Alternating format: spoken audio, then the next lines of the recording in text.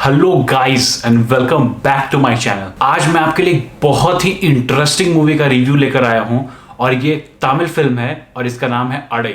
सबसे पहले तो फिल्म के टाइटल के बारे में बात कर लेते हैं जिसका नाम है अडई और उसका मतलब होता है क्लोथ यानी कपड़े। फिल्म का पूरा पिक्चराइजेशन और उसकी कहानी एक बड़े से मल्टीनेशनल कंपनी के बिल्डिंग के अंदर की है, जहां एक दिन फिल्म की जो लीड एक्ट्रेस है यानी अमला पॉल, जिन्होंने रोल प्ले किया है कामिनी का, अचानक से सुबह में उठती हैं और ये पाती हैं कि उनके शरीर पर कोई भी कपड़े नहीं है। She is completely naked. और उसके बाद इस सिचुएशन से वो कैसे बाहर निकलती हैं और इस सिचुएशन में वो पहुंची कैसे और इस सिचुएशन में उन्हें पहुंचाया किसने, उस पे ही ये पूरी की पूरी फिल्म की कहानी बेस्ड है। तो फिल्म की शुरुआत में हमें एक आदमी दिखता है जो कि ऑफिस से बहुत लेट नाइट घर जा रहा है और जब वो एक अंडरग्राउंड सबवे से गुजर रहा था तो सामने एक लड़की पूरे के पूरे जोकर के ड्रेस में, जो कि काफी डरावनी लग रही थी, उसके सामने आती है। उसके हाथ में एक बड़ा सा हथौड़ा रहता है और वो काफी डरावनी लग रही होती है और हथौड़ा लेके वो उसकी तरफ बढ़ती है। पैरेलली एक और कहानी चल रही है जहां एक लड़की एक बिल्डिंग के पार्किंग लॉट में आती है और उसे एक छोटी सी खौफनाक गुड़िया दिखती है और गुड़िया अपने आप मूव कर रही होती है।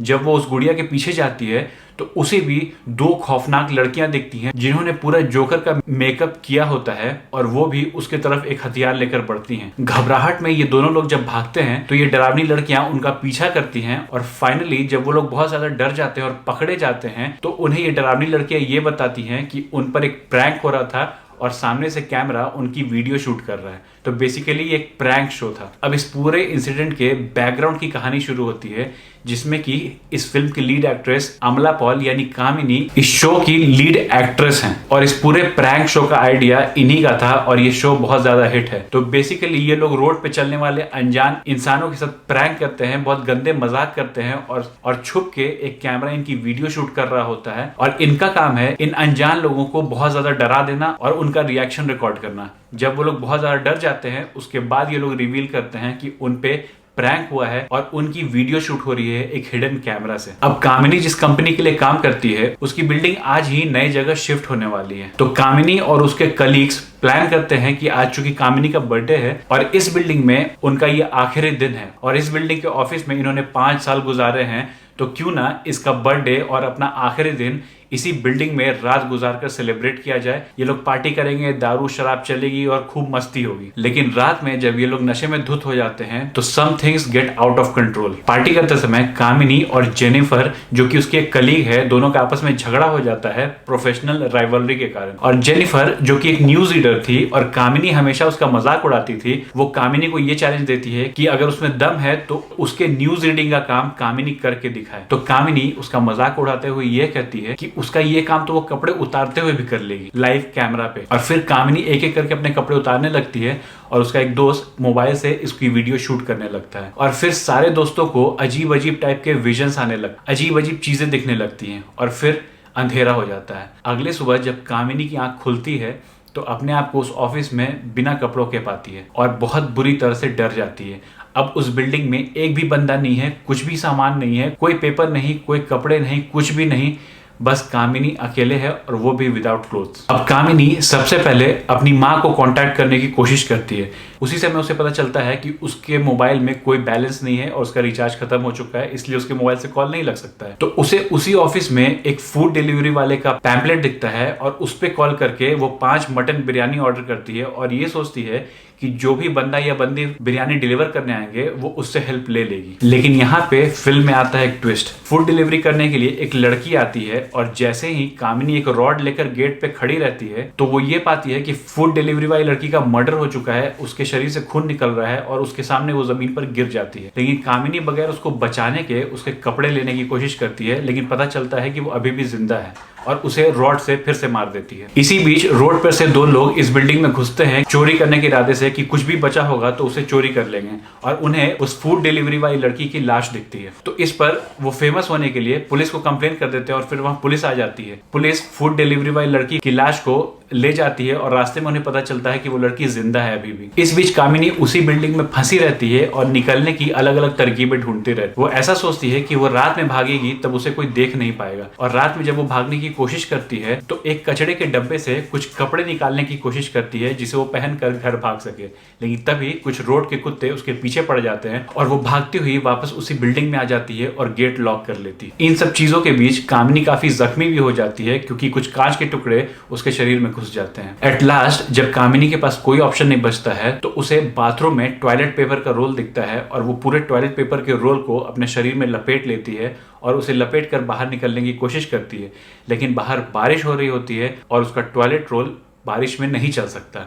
तो जब पुलिस आई थी तो उन्होंने अपने प्लास्टिक के बैरिकेड लगा दिए थे बिल्डिंग के बाहर और वो उसी प्लास्टिक बैरिकेड्स निकालकर अपने शरीर के टॉयलेट पेपर को कवर कर लेती है।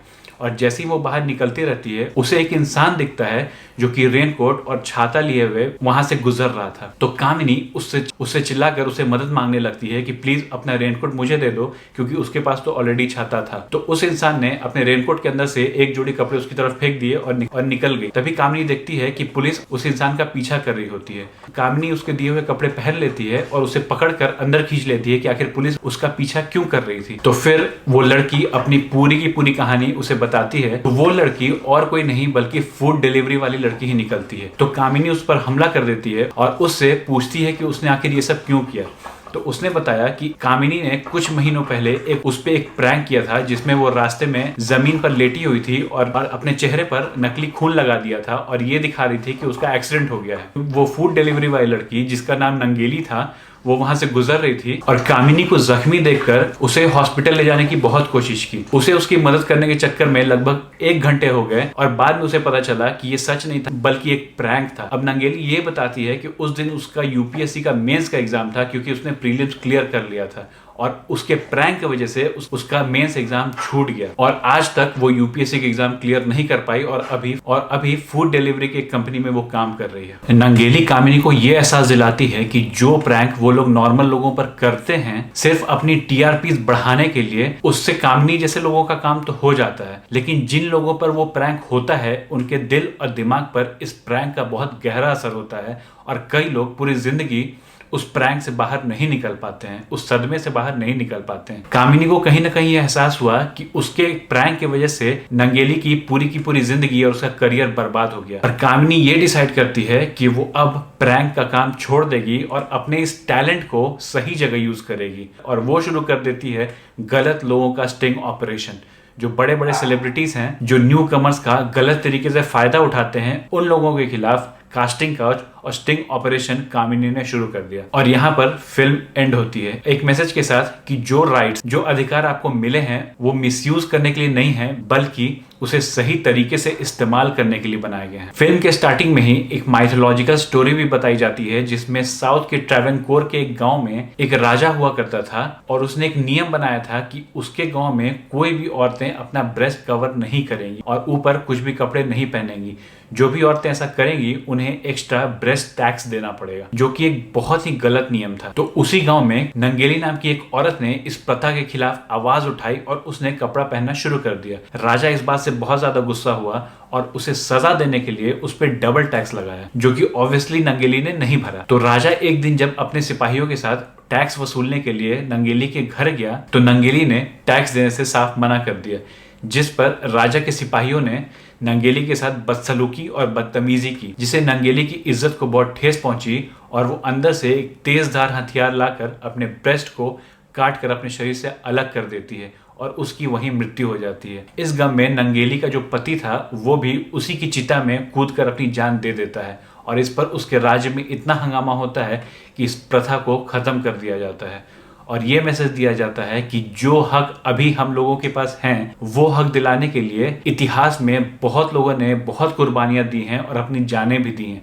तो उस अधिकार का गलत फायदा उठाना नहीं चाहिए और उसे एक सही तरीके से एक कंस्ट्रक्टिव वे में इस्तेमाल करना चाहिए। अब बात करते हैं फिल्म के रिव्यू की। फिल्म का कंसेप्ट बिल्कुल नया है। स्टोरी पूरी की पूरी एक खाली बिल्डिंग के अंदर शूट की गई है और मैं डायरेक्टर का सैल्यूट करना चाहूंगा कि पूरे के पूरे फिल्म में जिसकी लीड एक्ट्रेस बिना किसी कपड़ों के हैं, बिल्कुल नेकेड है, उनका इतना परफेक्ट शॉट लेते हुए बिना वल्गैरिटी और किसी चीप तरीके के सीन्स को दिखाए बिना इस पूरे के पूरे फिल्म को इसकी डीप मीनिंग वाली कहानी के साथ एग्जीक्यूट किया गया है। पूरे फिल्म में आपको एक सस्पेंस थ्रिलर वाली फीलिंग आएगी और पूरे फिल्म में आप एक्साइटेड रहोगे कि आखिर फिल्म के एंड में होगा क्या, आखिर कामिनी इस सिचुएशन में पहुंची कैसे और क्या कामिनी इस सिचुएशन से बाहर निकल पाएगी, अगर निकल पाएगी तो कैसे। आमला पॉल जिन्होंने कामिनी का रोल किया है उनका बहुत ही आउटस्टैंडिंग परफॉर्मेंस देखने को मिला इस फिल्म में, क्योंकि कहीं ना कहीं ये पूरे की पूरी फिल्म सिंगल हैंडेडली अब आमला पॉल के कंधों पर ही टिकी हुई है। इस तरीके के फ्रेश कंसेप्ट को दिखाना कोई आसान बात नहीं है, लेकिन आमला पॉल का टैलेंट और उनकी कड़ी मेहनत इस फिल्म में साफ साफ दिखाई देगी आपको। फिल्म के मेन थीम तक पहुंचने के लिए जो बिल्टअप स्टोरी रखी गई है